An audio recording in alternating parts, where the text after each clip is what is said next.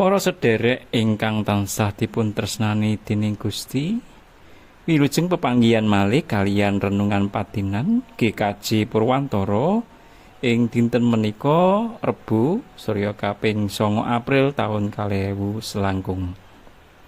Renungan ing dinten menika kapendhet saking Injil Lukas 18 ayat 3:1 dumugi ayat 3:sekawan. Ingkang mekaten suraosipun. Gusti Yesus paring sumurup kang kaping telune bab anggone bakal nandhang sangsara. Gusti Yesus banjur nimbali sakabate rolas sarta dipangandikani manggene. Saiki aku kabeh padha menyang Yerusalem lan kabeh kang katulisan dening para nabi tumrap putraning manungsa iku bakal kayektenan. Sabab panjenengane bakal dipasrahake marang bangsa-bangsa kang ora wanu marang Allah, dipoyoki, disia-sia lan diidoni, sarta disabu banjur disedani, lan ing 3 dinane bakal wungu. Nanging para sakabat padha ora mangerti babar pisan bab iku kabeh. Padha kasamaran sarta padha ora nyandak marang isining pangandika mau.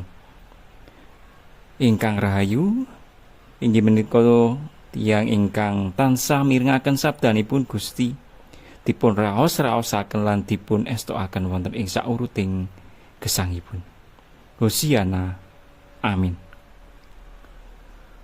Para sedherek ingkang kinasih, renungan ing dinten menika mendhet jejer wancinipun Gusti. Wekdal ingkang cocok utawi pas menika dados salah satunggaling perkawis ingkang wigati supados tumindak utawi pakaryan menika kasil. Asring bilih ing padamelan peladosan malah ugi damel surprise. Menika mbetahaken wekdal ingkang pas supados rancangan lumampah kanthi sukses. Mekaten ugi Gusti Yesus anggenipun nglampahi pakaryan milujengaken manungsa saking dosa. Panjenenganipun nedahaken dhateng para murid bilih wekdal menika wekdal ingkang pas kangge njangkepi misinipun.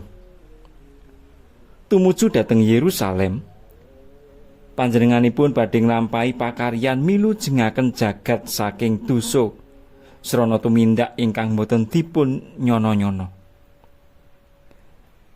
Panjenenganipun dipun poyoki, dipun siya-siya, dipun idoni, lan dipun sedani dening tiang-tiang ingkang boten wanuh kaliyan Gusti. Sampun bola-bali Gusti Yesus maringi pratandha dhateng para muridipun. Ananging para murid dereng mangertos menapa sejatosipun ingkang dipun kersakaken dening Gusti.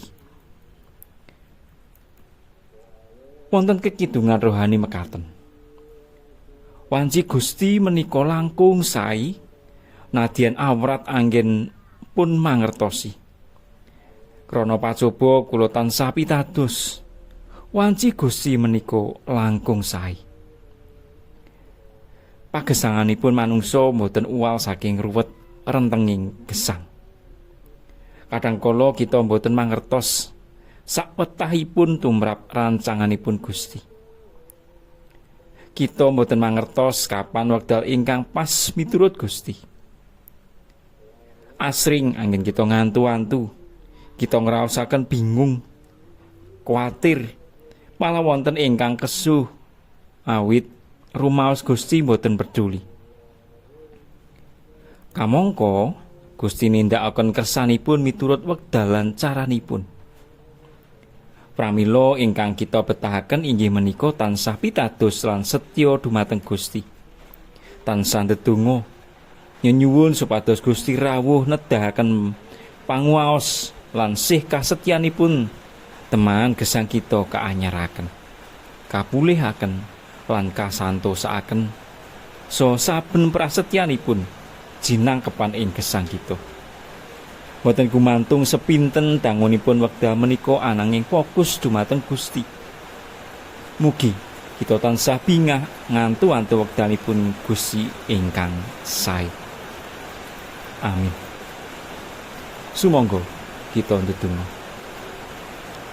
Duh Gusti, asring wonten ing gesang padintenan kawula boten sabar, bingung lan wasumelang awit ngantu sih pitulungan paduka saking ruwet renteking gesang ingkang kawula raosaken. Malah kepara kawula asring meksa supados rancangan kawula ingkang kelampahan lan boten purun mangertosi rancangan paduka tumrap kasainan gesang kawula. Lumantar pasinaon ing wekdal meniku, paduka mugi paring sih kadarman paduka supados kawula manut lan mangertosi bilih kersa paduka estu endah kawula raosaken miturut kalian kersa saha wekdal ingkang sampun paduka tetepaken. Kawula nyuwun pangapunten sakateng dosa saka kalepatan ingkang sampun kawula tindakaken Duh Gusti. Wonten ing Sang Kristus kawula aturaken pandonga menika. Amin. Mekaten para sedherek, renungan patingan ing wekdal meniku mugi Gusti tansah berkahi kita. Amin.